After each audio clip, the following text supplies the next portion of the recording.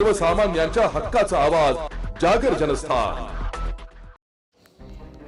धुळे जिल्ह्याचे पालकमंत्री तथा राज्याचे पणन व राज्य शिष्टाचार मंत्री जयकुमार रावल यांच्या उपस्थितीत आज जिल्हाधिकारी कार्यालयाच्या नियोजन सभागृहात जिल्हा नियोजन समितीची बैठक पार पडली। या बैठकीत जिल्ह्यातील वित्त विभागाकडून आतापर्यंत आलेल्या निधीच्या खर्चाबाबत तसेच भविष्यात होणाऱ्या विकास कामांच्या पार्श्वभूमीवर होणाऱ्या खर्चाबाबत चर्चा करण्यात आली आहे। या बैठकीनंतर पालकमंत्री जयकुमार रावल यांनी प्रतिक्रिया जिल्ह्याच्या विकासासाठी वित्त विभागाकडून अत्यंत कमी निधी येत असल्याने विकासाचा अनुशेष भरून निघत नसल्याची खंत व्यक्त केली। वित्त विभागाकडून जास्तीत जास्त निधी मिळावा अशी मागणी आपण राज्याच्या वित्त विभागाकडे करणार असल्याचं देखील त्यांनी यावेळी सांगितलं। सर्वसाधारण महिलेसाठी राखीव ठेवण्यात आला आहे। काय कोणाकोणाच्या नावाने चर्चा आहे काय आपल्याला? खरं तर देवाभाऊंचं राज्य आल्यापासून सगळ्या लाडक्या बहिणींचं राज्य चालू आहे।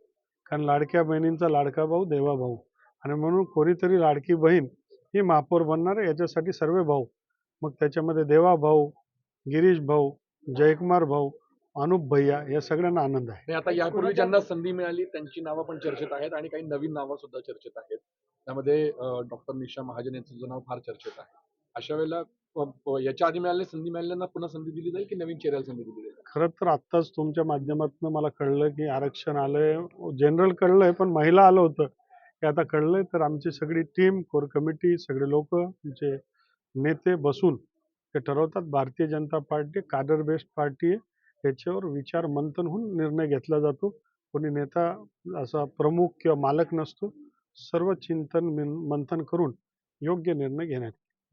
तसेच महापौर पदाचे आरक्षण आज जाहीर झाल्यानंतर मुख्यमंत्री देवेंद्र फडणवीस यांची लाडकी बहीण आता धुळे मनपात महापौर होणार असून यासाठी या लाडक्या बहिणीचे सगळेच भाऊ प्रयत्न करतील अशी माहिती देखील यावेळी मंत्री जयकुमार रावल यांनी दिली आहे।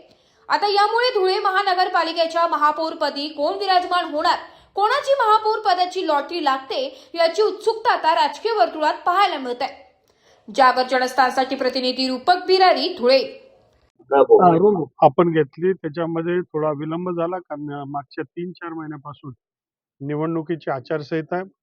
आता वर्ष संपायला 2 महिने 2.5 महिने बाकी आहेत आणि म्हणून वेगाने सगळे काम सुरुवात करण्यासंदर्भात सांगितलं।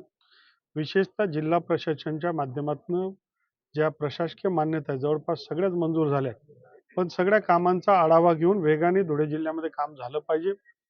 थोडंसं आमदारांमध्ये नाराजगी सुद्धा आमदारांनी सगळ्यांनीच व्यक्त केली की राज्याच्या वित्त विभागाकडनं धुळे जिल्ह्याला पाहिजे तसा न्याय मिळत नाहीये, दरवेळेस आम्हाला कमी निधी मिळतोय।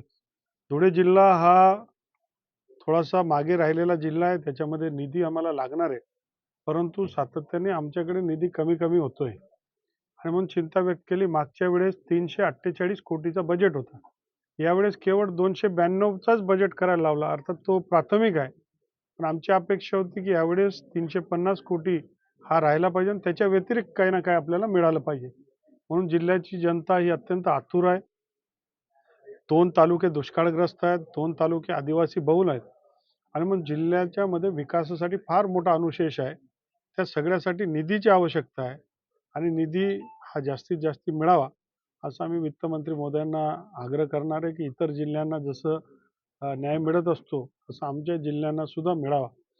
काही योजना आम्हाला मंजूर झाल्या, त्या योजना सुद्धा आम्हाला मिळाल्या नाही। जसं कृषीच्या माध्यमातून जी योजना आहे ती अनेक जिल्ह्यांना लागू झाली, परंतु धुळे जिल्ह्याला तशी कृषीची योजना ही लागू झाली नाही।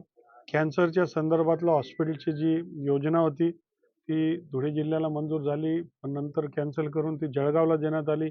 याबद्दल सुद्धा जिल्ह्याच्या जनतेने नाराजगी व्यक्त केली।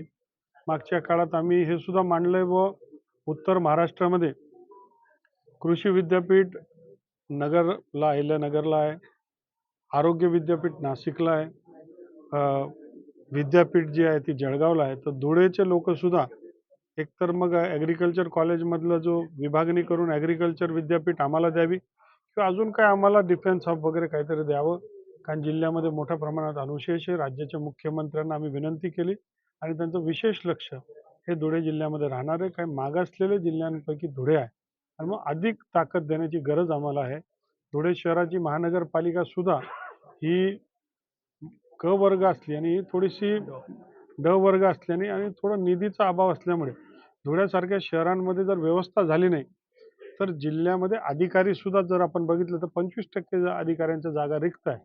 कोणी यायला तयार नाही, कारण जिल्ह्यामध्ये व्यवस्था नसते. परंतु हे सगळं सिच्युएशन बदलतंय आणि बदलत असताना जे काही आम्हाला मदतीची गरज आहे ती मदत वेळेवर मिळाली तर हे सगळं शक्य होणार. आम्ही जिल्ह्याच्या सगळ्या अधिकाऱ्यांना आवाहन केलंय की या जिल्ह्याच्या प्रगतीसाठी सगळ्यांनी हातभार लावा. जे निधी आहे तिला क्वालिटी काम लवकर वेगाने व्हावं अशा प्रकारचा आग्रह केला आहे.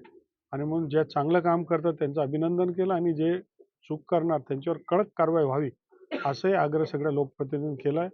एकंदरच सकारात्मक परिस्थिती सगळीकडे आहे, पण वित्त विभागाने आम्हाला अधिक निधी देण्याची गरज आहे असं आम्हाला वाटतं.